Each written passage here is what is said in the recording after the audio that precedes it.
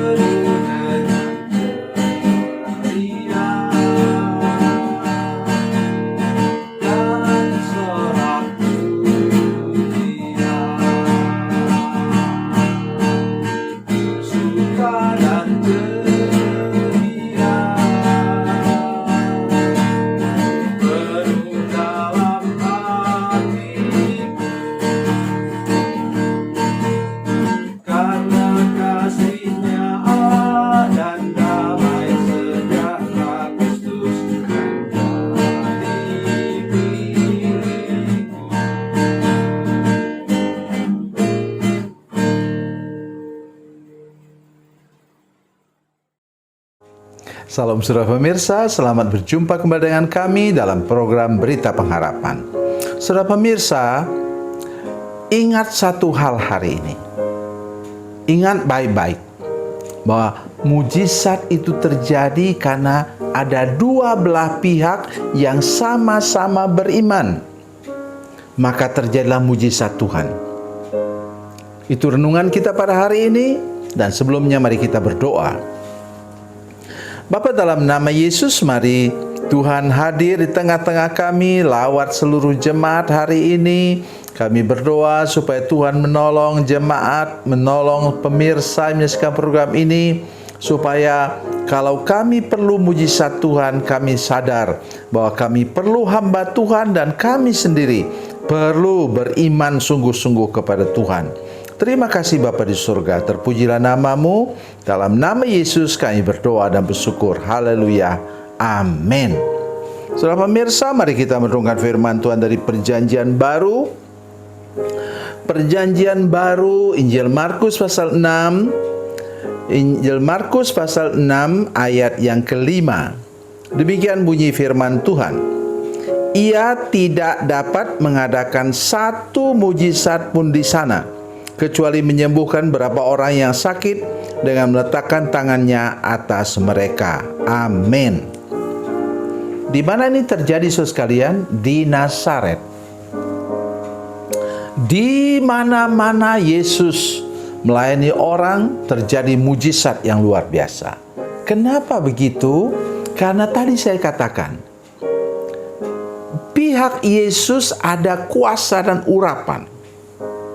Dia anak Allah, tetapi dia juga manusia yang perlu urapan dari Allah sendiri dan kuasa Roh Kudus. Kita ingat waktu dia dibaptis untuk memulai pelayanannya. Apa kata firman Tuhan? Waktu dia dibaptis, dia keluar dari air, kemudian datang burung merpati, Roh Kudus, hingga padanya. Dan kemudian Allah Bapa di surga berfirman bahwa inilah anakku yang kukasihi, kepadanya lah aku berkenan. Jadi, saudara sekalian, Yesus memang penuh urapan Roh Kudus untuk dapat melayani dan melakukan mujizat Tuhan. Tetapi dari pihak orang lain itu juga begitu, saudara sekalian. Ya, mereka perlu beriman. Begitu juga kalau saudara sekalian didoakan oleh hamba Tuhan. Sama persis. Jangan pernah menganggap bahwa hamba Tuhan itu kayak dukun yang instan. Seperti apapun keadaan kita, dia bisa sembuhkan atau pulihkan atau angkat hidup kita. Tidak, saudara sekalian. Kita juga perlu beriman. Itu sebabnya ketika saya mendoakan orang yang sudah koma, biasanya saya panggil keluarganya. Kalau dia orang tua, saya katakan, mana anak-anaknya? Ada anak-anak di sini? Kalau dia laki-laki, saya katakan, mana istrinya? Mereka bilang, oh istrinya sudah meninggal. Kalau begitu saudaranya mana ke sini? Saya minta supaya kami semua mengucapkan kata-kata apa?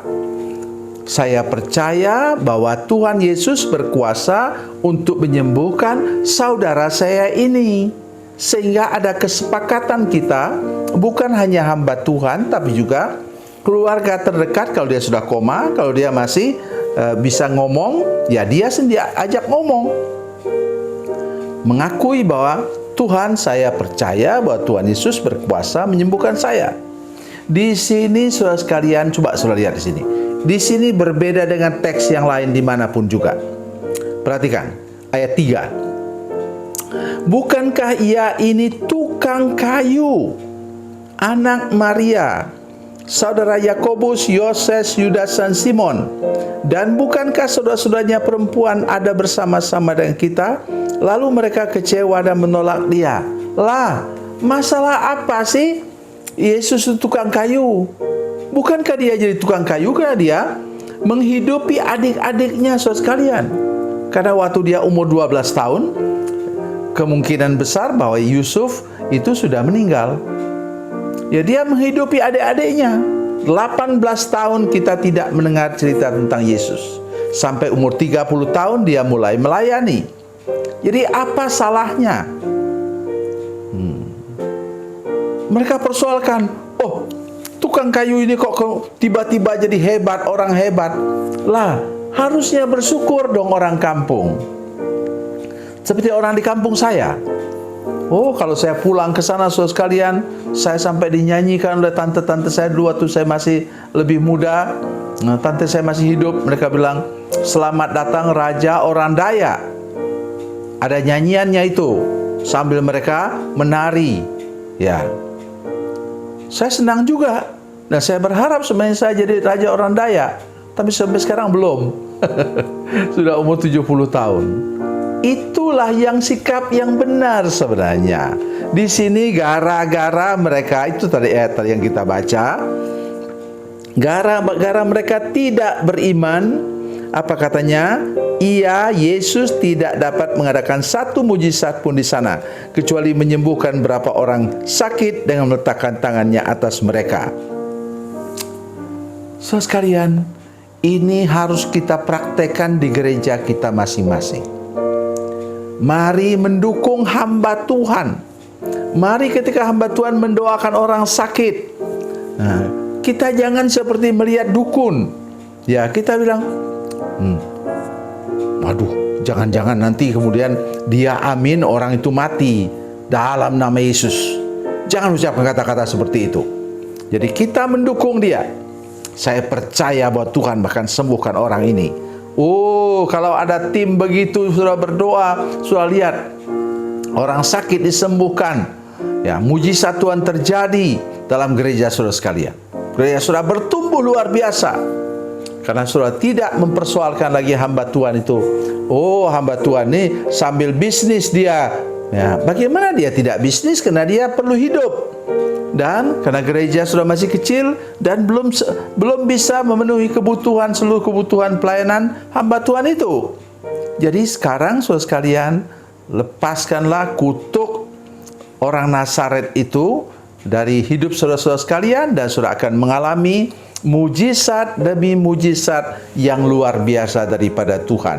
Dan saya percaya bahwa kalau saudara sungguh-sungguh punya iman yang sama seperti itu, dan saudara akan melihat segala macam hal yang tidak mungkin menjadi mungkin dalam gereja saudara, karena saudara menjadi pendukung utama bagi pendeta saudara sekalian, bagi gembala di mana saudara berada.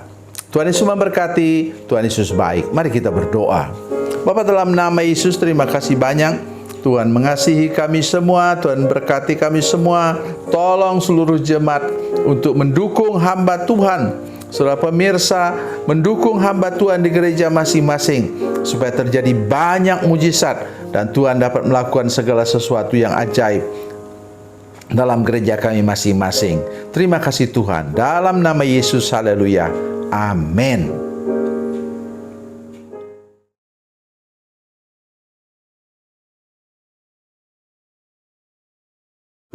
Salam saudara pemirsa, mengakhiri program ini, saya mohon kepada saudara-saudara pemirsa sekalian untuk bila saudara menyaksikan program ini melalui channel YouTube, maka tekan subscribe dan bunyikan lonceng. Dan bila saudara menyaksikan program ini melalui channel Facebook, maka tolong saudara-saudara sekalian tekan like dan juga komen.